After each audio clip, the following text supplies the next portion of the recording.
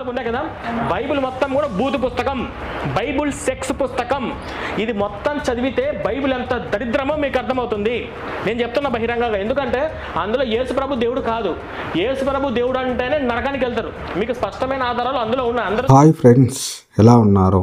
ఈరోజు మన వీడియోలో శివుడు చేసింది బూతు కాదా అనే విషయాన్ని చూద్దాము. చూడండి, శివపురాణము కోటి రుద్ర సంహిత 12వ అధ్యాయము 1 నుండి 52 శ్లోకాలు. ఇక్కడ కానీ శ్లోకము దాని యొక్క తాత్పర్యాన్ని కానీ చూసినట్లయితే, దారువనంలో కొంతమంది శివభక్తులైన ఋషులు నివసించేవారు.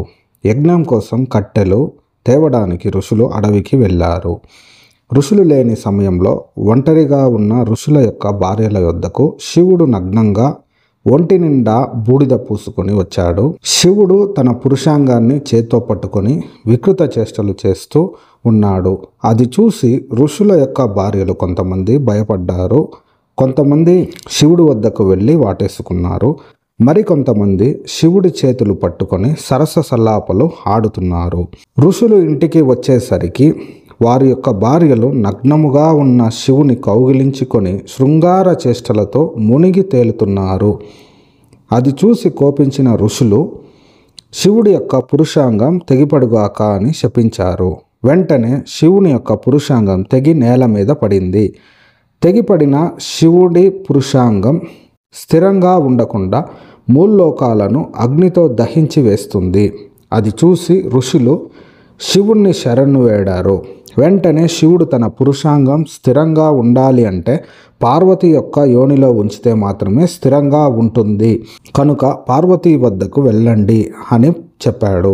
ఋషులు పార్వతి వద్దకు వెళ్ళి జరిగిన విషయమంతా చెప్పారు. వెంటనే పార్వతి శివుడి యొక్క పురుషాంగాన్ని తన యోనిలో ధరించింది. లింగము స్థాపింపబడగానే లోకములకు కళ్యాణము కలిగెను. ఓ బ్రాహ్మణులారా, ఆ లింగము మూల్లోకములోను ప్రసిద్ధిగాంచెను.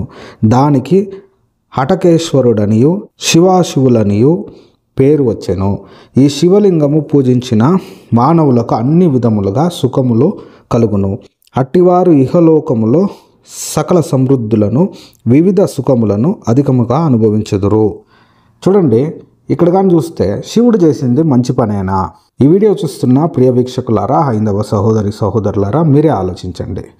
ఋషుల యొక్క భార్యల దగ్గరికి నగ్నంగా వెళ్ళే అతనిని ఒంటి నిండా బూడిద పూసుకొని ఒక్క బట్టగని లేకుండా నగ్నంగా వెళ్ళేటువంటి శివుని దగ్గరికి ఋషుల భార్యలందరూ పోయి నగ్నంగా ఉండే శివుడిని కౌగిలించుకొని ఉండే సందర్భాన్ని మీరు ఎలా ఆలోచిస్తారు? మీరే ఆలోచించండి. ఇది ఏమైనా సరి అయిన ఒక విషయమైనా?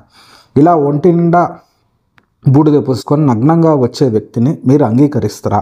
ఇలా ఒక వ్యక్తి ఈ రోజులలో కానీ వస్తే మీరేం చేస్తారు? ఈ వీడియో చూస్తున్న ప్రియ వీక్షకులందరికీ ఈ వీడియో గురించి మీరేమైనా స్పందించాలంటే కమెంట్ ద్వారా మాకు తెలపండి. ఇటువంటి మరెన్నో వీడియోలు చూడాలంటే మా ఛానల్ని సబ్స్క్రైబ్ చేసుకోండి. దేవుడు మిమ్మల్ని ఎక్కువగా కాపాడునుగాక. ఆమేన్.